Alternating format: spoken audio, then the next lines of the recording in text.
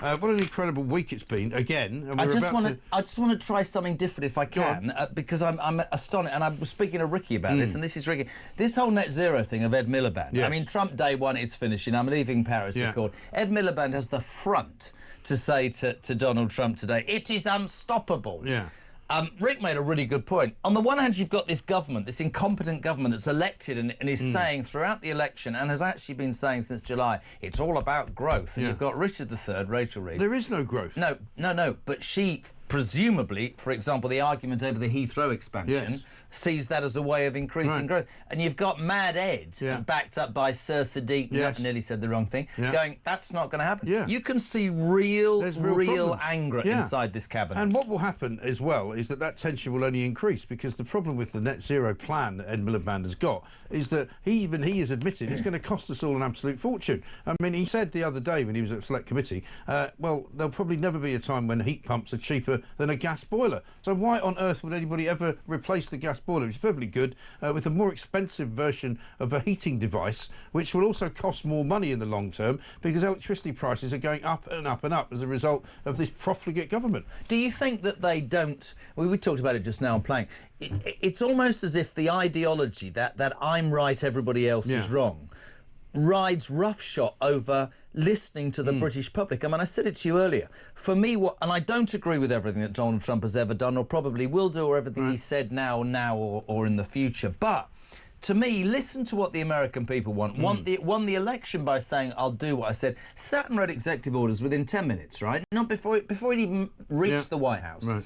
Which showed the people that voted for him he was good to his word. Why do politicians not listen to what the people in this country want? Why is it left to a radio station? I'm being serious. And one of the things that they never do, and you've worked in America, so you know this, they've never ever messed around with motorists in America, because they know that the absolutely holy grail of America and American way of life is the motor car.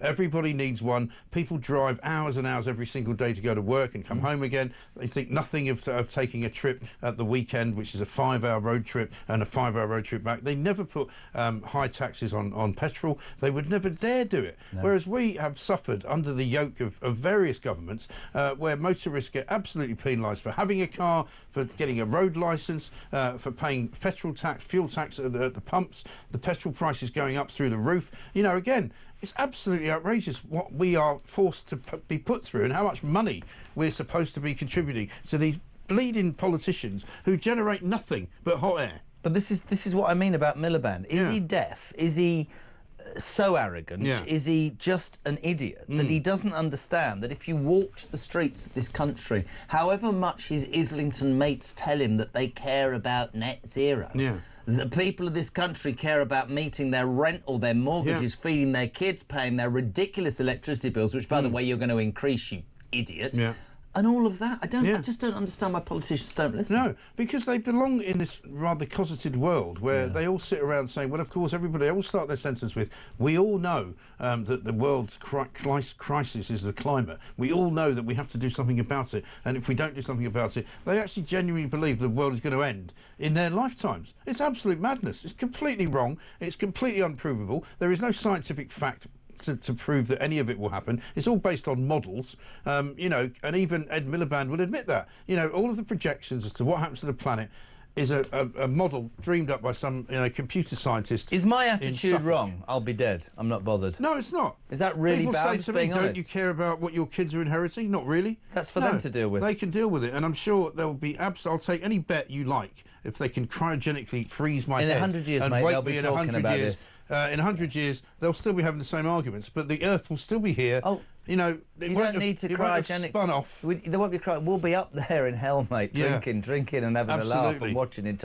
But I completely agree, and I've said it to my kids, and they go, oh my god. But I feel like what Trump has done is understand that there are issues right now that people find more important than these ideologies. Exactly. And the whole American election experience was all about the economy. It always is. It's the economy, stupid, famously said by Bill Clinton when he was running back in the early 90s. It's still true now. People vote with their pocketbooks, as they call them in America. They don't vote on net zero. It's a luxury. They don't vote on whether or not men can go into women's changing rooms. They vote on the real matter of life and death, which is all about money, all about job job security. They always say, when you get in that booth and you're going to put your cross, everything that you fervently believe in goes out the window. It's pounds, shillings and pence in this country. How much are you going to get, how much are you going to spend? Right. The other thing that hit a couple of hours ago, Suella Braverman in the Guardian, you're joking, in the Daily Telegraph, the Tories and Reform must unite to beat the Labour Party. Thoughts on that? I don't see it happening. Nigel I think Farage, this is a roadblock. I think this is a roadmap for her to join Reform. It may well be. Because the Tories wouldn't listen, also, is what I her see her husband saying. has already joined. I know he's not necessarily a political figure.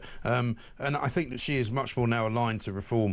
And she's obviously very close to the Reform people. She was at that party, wasn't she? She was at that party. Christmas, And at the end of the day, Nigel Farage doesn't want to form an alliance with the Tories. He said publicly many times he wants to finish them off. And also, by the way, the Tory party are trailing in third place. Yeah. This is not Reform having to ask this. This is interesting to me that this is a Tory politician. Yes. And most of the people who have joined Reform because they're fed up either with the Labour Party or with the Tories. And if they saw that this was going to turn into some kind of, broad church of, centre-right people as well as people who were perhaps a bit more to the right than centre-right, they would say, well, that's not the party for us. You don't want anybody in Reform saying things like, everybody's got a right to come to this country and seek a better life. No, they haven't, actually. And if they come here, like Donald Trump says, you come here illegally, you've already committed a crime, we're kicking you out. And if you are going to come here, accept our lifestyle, accept the beliefs in our history. Yeah. And I've spoken to so many people.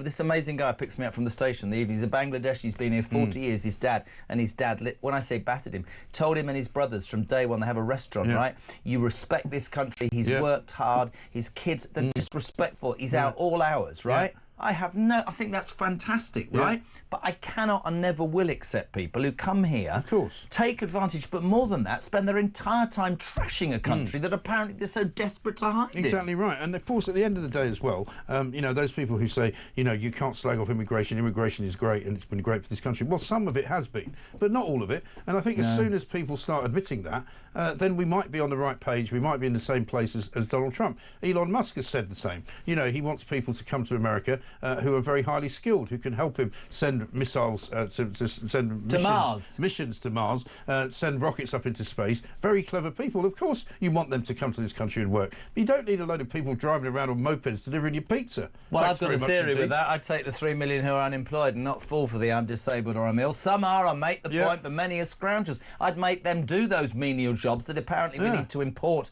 illegal people for. Right.